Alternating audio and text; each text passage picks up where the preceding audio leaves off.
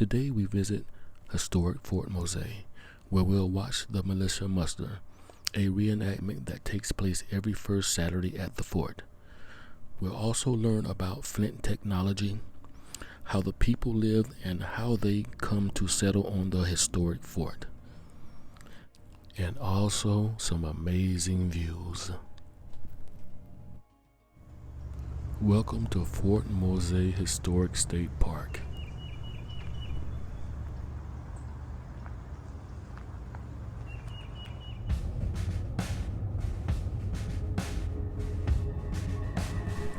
In the early 1700s, Spain claimed Florida while Britain colonized the lands to the north along the Atlantic coast. Africans enslaved to the British were emancipated in exchange for serving with the Spanish militia and fled south to Spanish Florida.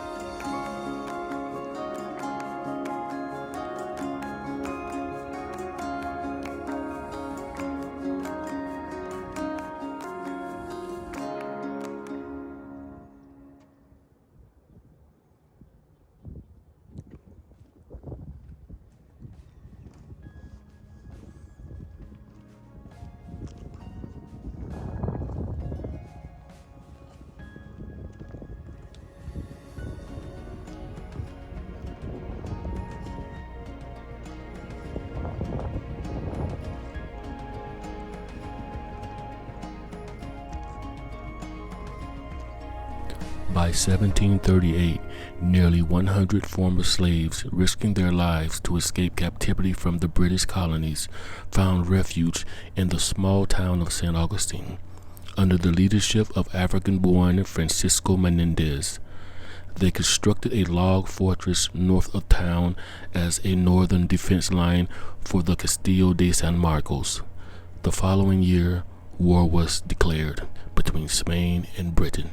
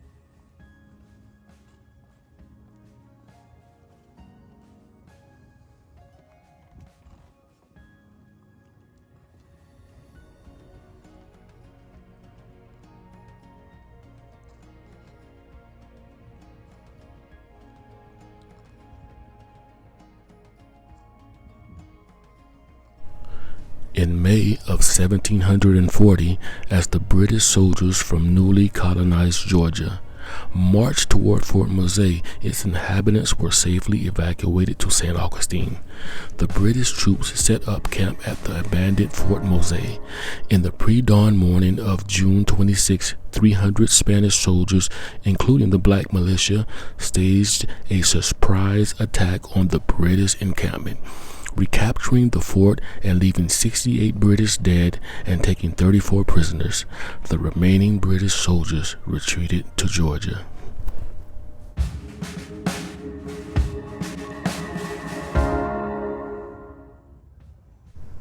With the original Fort Mose demolished, African settlers lived inside St. Augustine until 1752, when the fort and town were built on higher ground to the northeast.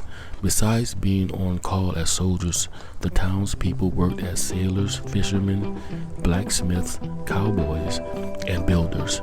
They farmed, hunted, and fished to feed themselves.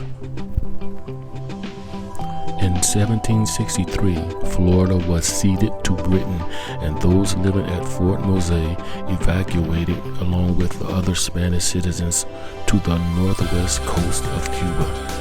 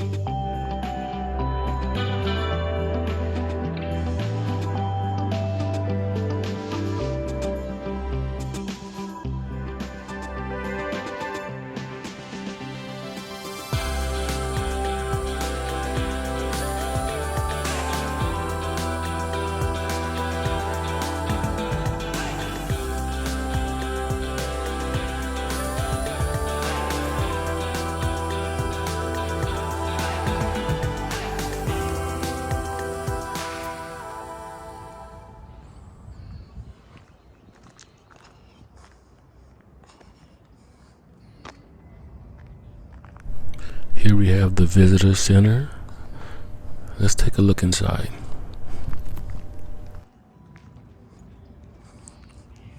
That particular place.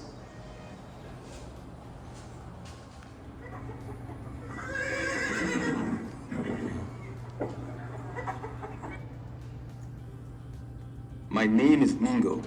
This is my story. My family and I were slaves on an English plantation in the Carolinas.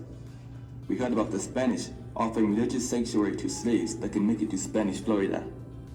Even though it was very dangerous, my wife, baby, and I, along with others, snuck out late one night in a boat off the coast. We were scared and hungry the whole time, not knowing if we get captured or lose our way and never see land again. But we made it. When we got to St. Augustine, we agreed to be baptized Catholic, and so the governor let us stay. We were baptized and learned about the Catholic faith. The other men and I went to work as ironsmiths and helped build the fort, Castillo de San Marcos. Our wives worked in the governor's home here in St. Augustine. We weren't free yet, but in St. Augustine, we got paid for our work, and I got to live with my wife and child.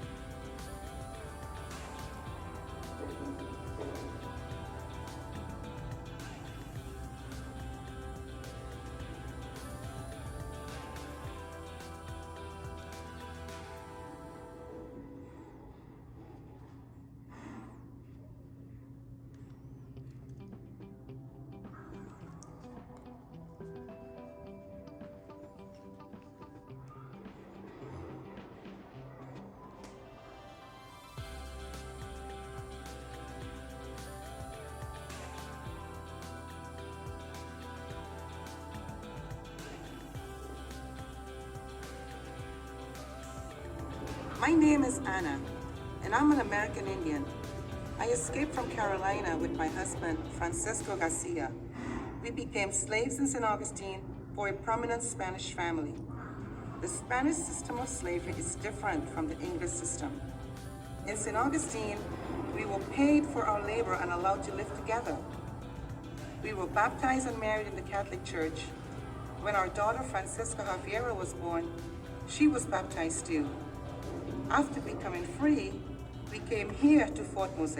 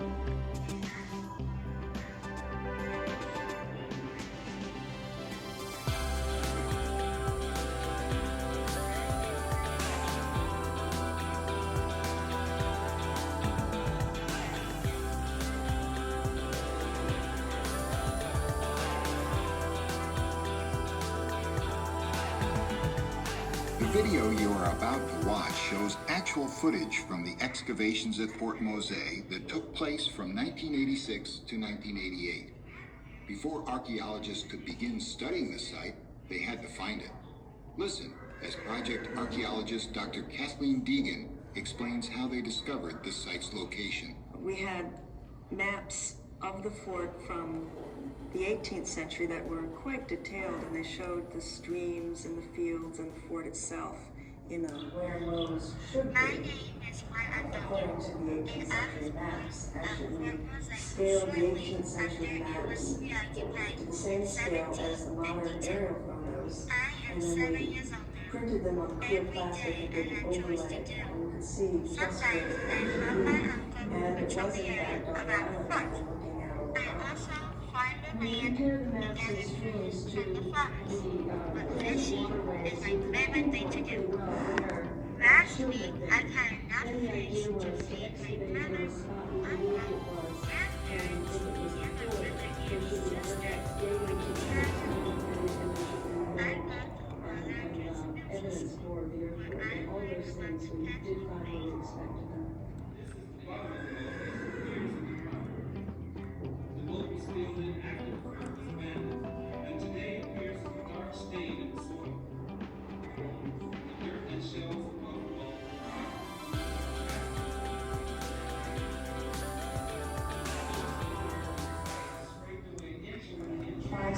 My name is Pedro Gracia.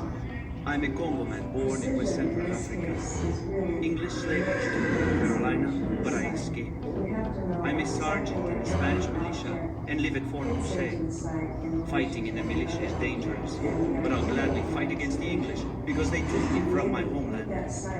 My wife Maria is a slave in St. Augustine. Because she is a slave, our 6 children are slaves too. I would rather live with my family, but I go to St. Augustine often to visit them.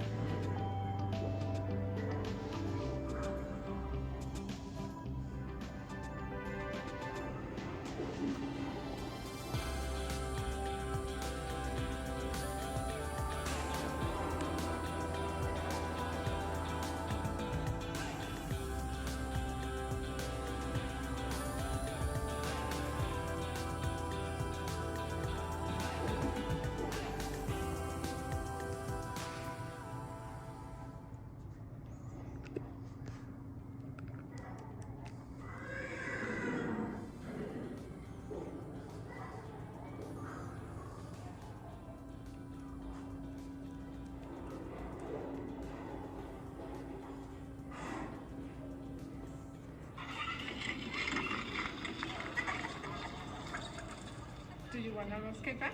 Yes, Mama, please. My name is Isabel de los Rios. I am a free African woman. I sell freshly baked rascadas for spiral rolls and sugar syrup from my home in St. Augustine. Living in Spanish Florida, I encounter many different types of people. I sell my rascadas to the Spaniards, American Indians, enslaved peoples, and free blacks.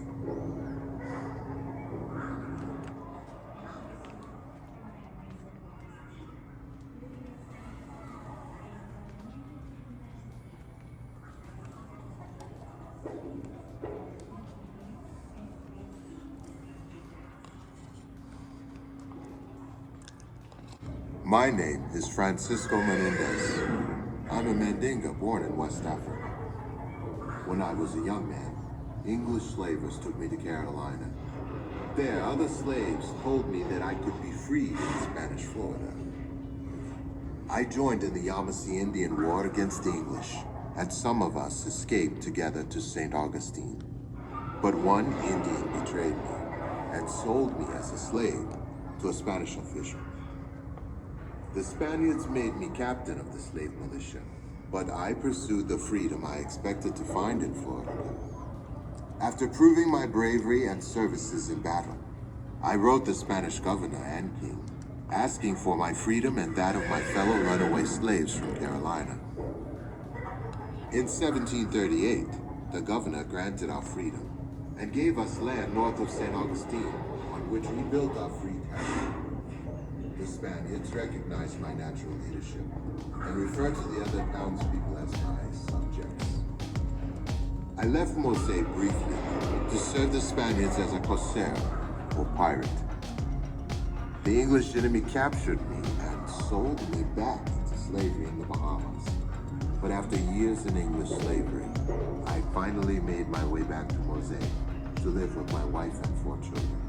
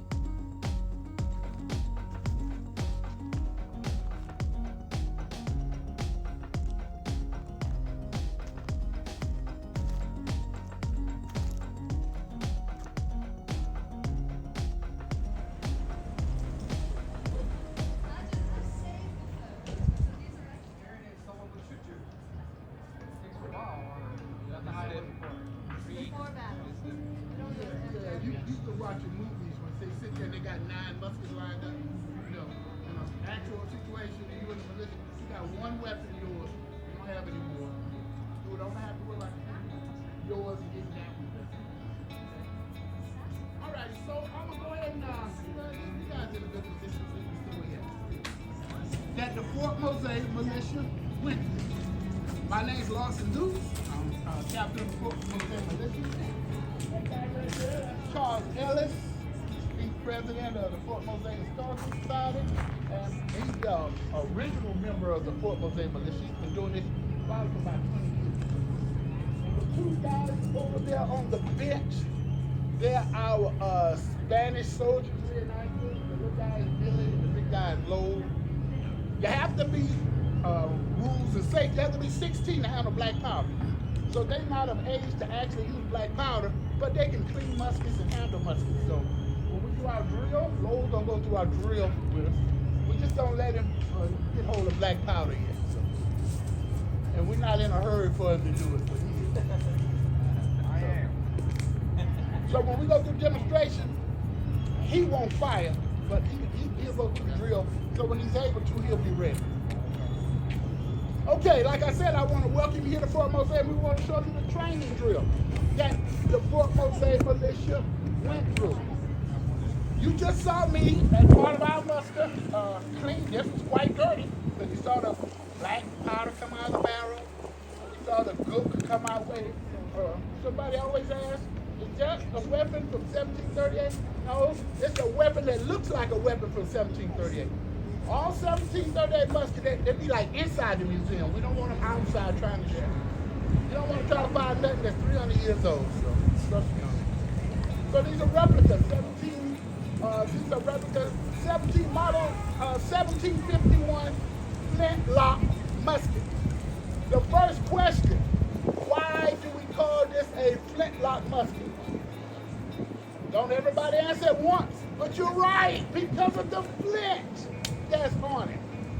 Remember, it's a flint. This little piece of stone is why they call this a flintlock musket. So, as we know, a flint is a small, soft stone. And when a piece of flint hits something hard, it makes a spark, right? So it takes at least one spark to fall on the black powder that's in this pan. That black powder will burn. That burning powder will travel down the hole that's in the bottom of the barrel. You saw me, I had that toothpick in that hole, plugging it up as we speak. So that burning powder travels down that hole and ignites the powder that's in the bottom of the barrel, and that's what makes the weapon go boom. Now, the round at the time, or the bullet at the time, it looks something just like this. That means it is black powder wrapped in paper. The only difference between this round I have right here and the one they had 300 years ago is the one 300 years ago they had a lead musket ball on top. The reason I don't have a lead musket ball on top of mine is that we now know that lead is bad for the environment. So the park don't want us to bring lead onto their property to contaminate your water. So that's the only difference between this round and the one they had there. So what the soldier would do was they would tear open the bottom of the round. They would fill this pan with black powder. Once this pan got full of black powder, they would close that pan to keep the powder in there. They took all the rest of that black powder and they poured it down the barrel. Now at this time you got a lead ball still wrapped in paper. So they took that lead ball wrapped in paper and they stuffed it in the end of the barrel. Then they took their ramming staff and they forced that lead ball wrapped in paper all the way to the bottom. Now the weapon is loaded and is ready to fire. The major disadvantage of a flintlock musket is that the maximum effective range of a flintlock musket, and maximum effective range, that's military talk. That means what you can consistently hit at a certain distance. So the maximum effective range of a flintlock musket was only about 100 meters. So that's not very far. But if you ever watch those Revolutionary War movies, and you would say to yourself, why would you stand out in the middle of a field, close to each other, shooting at each other? And that's what the two armies did. But it was about technology. And the Spanish thing was that when they fired, the Spanish said we want volley fire. Volley fire means we will all fire at the same time. Volley fire. They said it was 10 of us or 200 of us, we want to shoot together. Volley fire.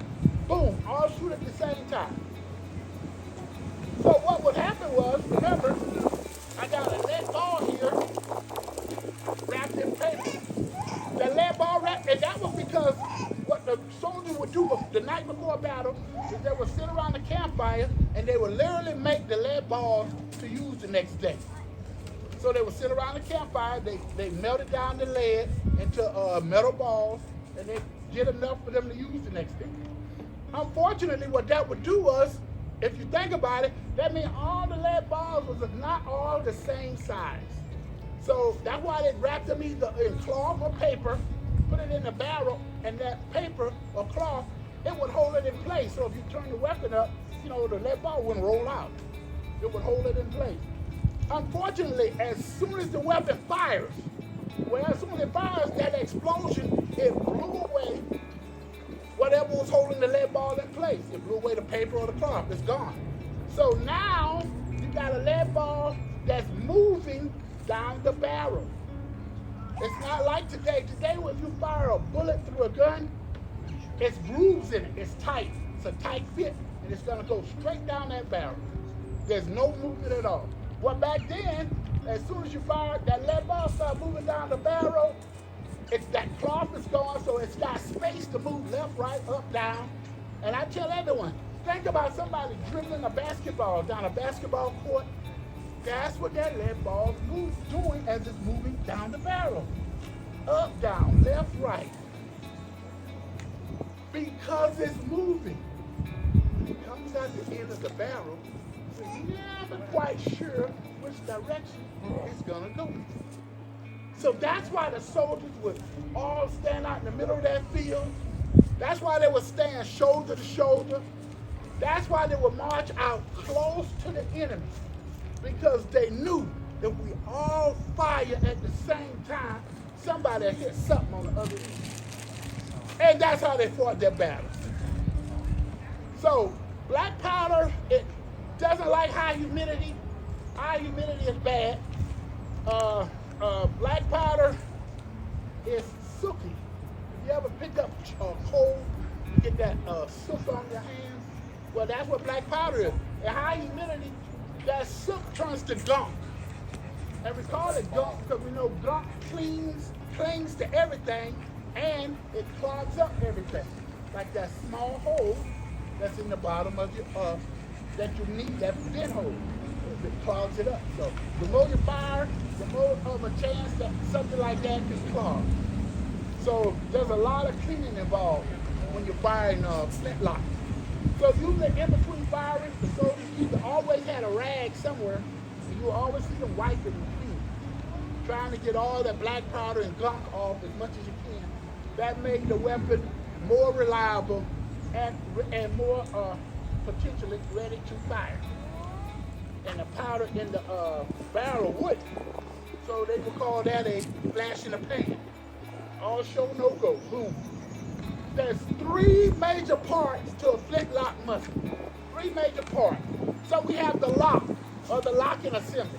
That consists of this hammer, which holds the flint, the frizzen, the pan, the trigger. We call all that the lock. It has the stock. The stock is all the wooden portion of the weapon, and then it has the barrel, and we know the barrel is the long metal portion. Everybody heard the saying lock, stock, and barrel means the whole thing. So that saying been around 300 years, I'd say that. But anyway, so those are the major parts. So I'm gonna actually do a firing demonstration, and when I talk about the spark and the flint, when I was a kid during Halloween, we had sparklers. We used to light sparklers at night. Anybody ever seen a sparkler go off at night? If you see a sparkler go off at night, it's like 1,000 sparks coming off that sparkler, falling down. Well, that's what we want to happen when this flint hit this fridge. We want 1,000 sparks to come off of it, because we know we only need one spark to hit the black powder that's in that pan, and the weapon will fire. We only need the one. So anyway, you do all that adjustment and work trying to get that one spark to hit in the right spot. Okay, I'm gonna do one thing before I feel a burrow here. I'm gonna do one thing before I do my demonstration to try to help myself. Got up in the morning, they get soldier stuff. Well, here at Fort Mose, when you got up in the morning, you didn't do soldier stuff. Because you had the people who had they were blacksmiths, they were fishermen, they were farmers. So they did the normal stuff that everybody else did.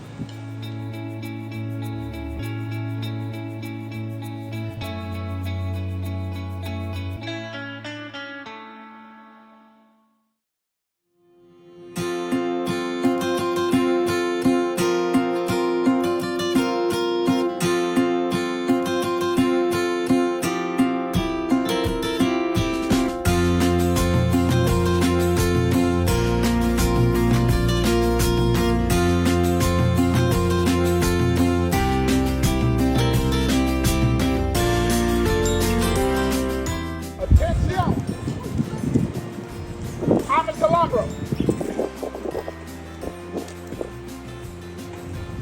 Oh, should we buy it this way or that way? This way. No. It's always one. Gracia, Villa, Belgium. La Palma, Tracy, La Palma.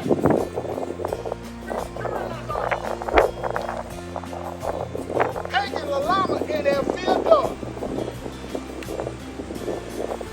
Lippy La Pieta.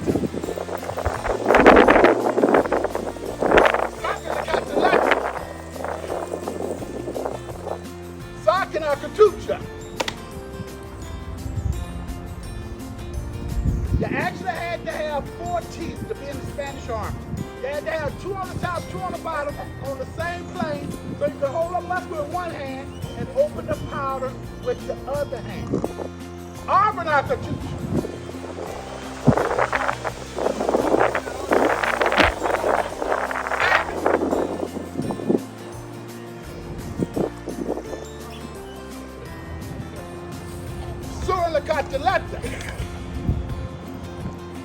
Passions, less llamas, less lotto, and I'm scared of.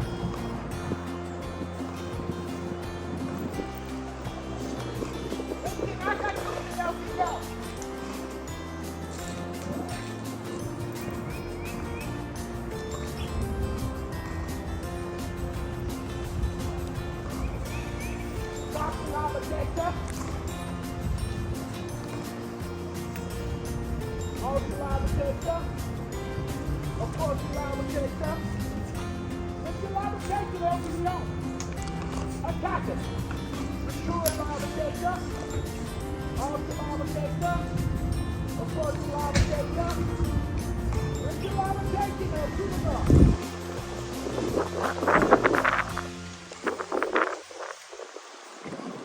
Anastasia.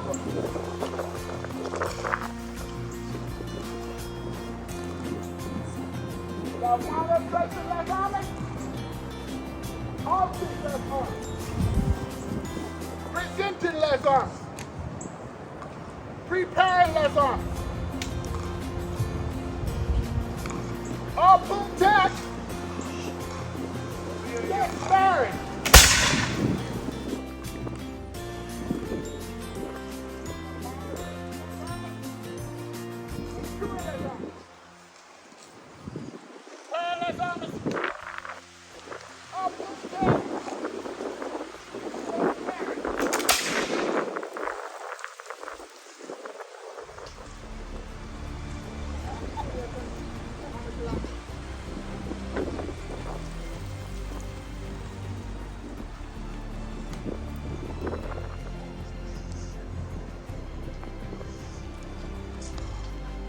The Fort Mose Militia Muster is every first Saturday from 9:30 a.m. to 11:30 a.m.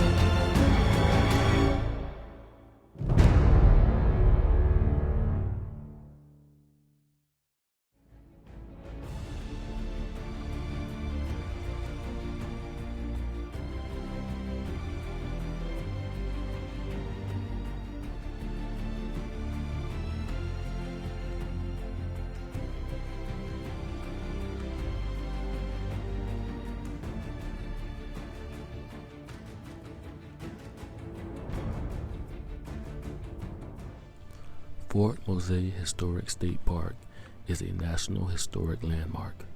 Fort Mose, officially Gracia Real de Santa Teresa de Mose, was the first legally sanctioned free black community within the present boundaries of the United States.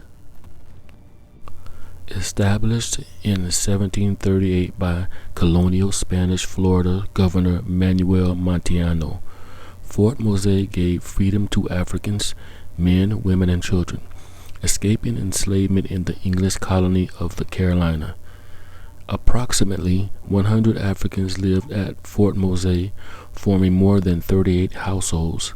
Together, they created a frontier community which drew on a range of African backgrounds, blended with Spanish, Native American, and English cultural traditions. The black militia under the leadership of Francisco Menendez was important in the defense of St. Augustine and helped to win battles against the British.